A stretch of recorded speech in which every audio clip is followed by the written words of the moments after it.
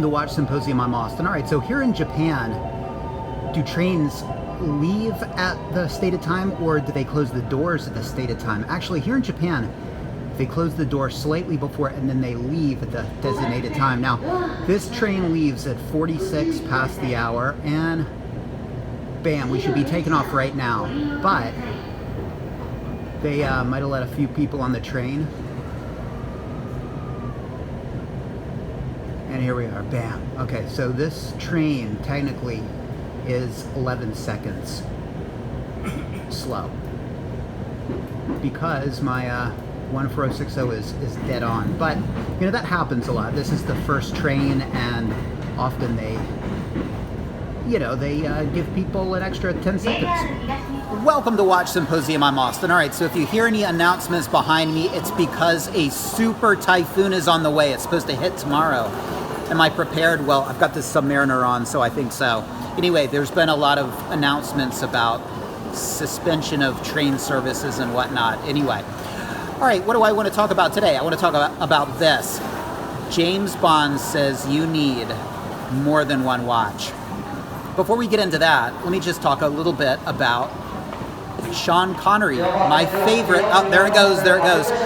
My favorite is of course Sean Connery. He's my favorite James Bond, and that's for a lot of different reasons. I mean, it's the coolness of Sean Connery. You know, it was the golden age of the Bond movies, and of course, it's sort of rose tinted because I watched a lot of those movies as a kid on TBS, and yeah, a lot of different reasons that I love Sean Connery as James Bond. But one of the reasons I do is because he seemed to be a one-watch guy. Well, at least one per movie. And if you've watched my channel for any length of time, you know that, contrary to how many pieces I have, I'm actually at heart a one-watch guy.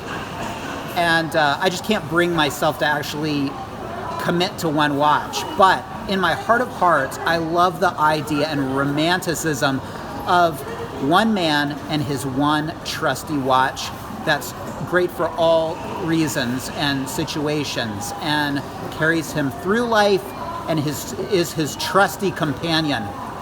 And that's one of the reasons why I love Rolex Oysters on steel bracelets, because they're great for typhoons. And are they doable with a suit? Sure. And they're pretty much doable in all situations, whether you're changing a dirty diaper, or you're swimming, or you got a boardroom meeting, or you're walking through a storm, or you're surfing, or you're snowboarding, whatever. You know, there are a lot of watches that can't really perform and be as versatile as a Rolex Oyster, okay? But anyway, that's one of the reasons why I love Sean Connery. He was a subman, and you know, who can forget the iconic scene of James Bond checking his Submariner for the time with a lighter. He's wearing a tuxedo and he's got it on a NATO, and that's just casual cool right there. Does he fiddle about whether he's got a tritium bezel or not? No. And it's that casual cool that's so awesome about James Bond. I mean, you can't imagine him saying, "Mrs. Moneypenny, can you call Rolex for a quote on overhaul, please?" No, he just does it. He just wears the hell out of his watch until it craps out, and then he hands it to Mrs. Moneypenny and says, "Sort this out," and she gets it overhauled. He's not a guy that frets about watches. You know, it's kind of uncool to have a watch channel. I will say that right there. And it's uncool, in my opinion, to focus on these. These should complement a person's life. Now, of course, I love them so much I do have a channel, but at least I know it's not cool to have a channel and to focus and to give these little machines so much attention. No, they complement your life in an ideal situation, and you just wear them, and oh yeah, that is a Rolex Submariner that I have on, and you just wear the hell out of it, and you don't even know the reference number to it. No, you just you just have a great watch and you do it and wear it until it craps out, and then you take it, have it serviced, whatever. You don't think about it, right? That's what I love about one watch people. That's what I love about James Bond. That's what I love about the casual cool. And, you know, if you can manage to find other things to do with your time, it's so cool just to have a Rolex watch to be your one watch. And I think that's awesome. All right, so now that's the older James Bond, but we got the new James Bond, Daniel Craig, and he's pretty cool, don't get me wrong, but is he a one watch guy?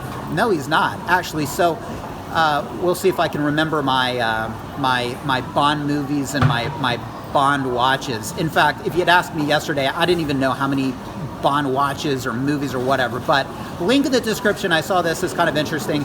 And Casino Royale, he had 2 dive watches. He had 2 dive watches.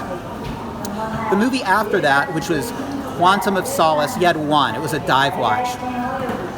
Then in the third movie, Skyfall, he's back to 2, and this makes sense, all right? He's got the dive watch. He's got, no, I believe it's it's a dive watch. It's a Planet Ocean, and he's got the Aquaterra, which is like a sort of the dress watch. And then the last movie, Spectre, he's got a dive watch, and he's got another Aquaterra for dress situations. So the modern day Bond is telling you that you need more than one watch. You need a watch for this situation and that situation. At the very least, he's saying that you need 2 watches. Well, this is a mouthpiece. Well, he's a mouthpiece. He's not actually saying it, but the movie and the situation and the narrative is a mouthpiece, obviously, for Omega to say, if you want to be cool, you gotta have the right piece for the right situation. And it's not a one-watch-fit-all scenario. No, sir. No. There's, at the minimum, 2 watches required to be a true gentleman and as cool as James Bond. That's very calculated. I mean, this it's no surprise that Omega is really targeting a younger generation. I think with their character watches and their character collaborations, and certainly through James Bond. And I think part of the targeting effort is to demonstrate that we don't wear one watch for all situations. You need more than one watch. And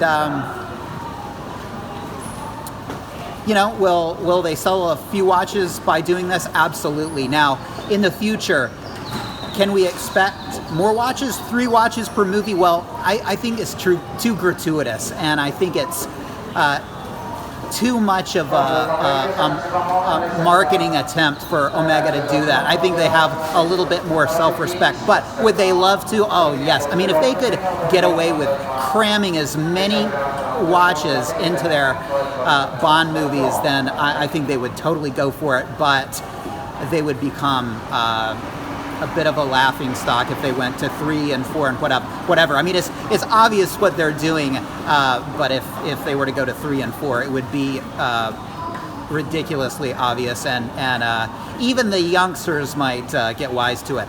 But it appears that James Bond is saying to you, you need more than one watch. No, the days of the one watch guy are over. Now, do I aspire to be a one watch guy? I really do.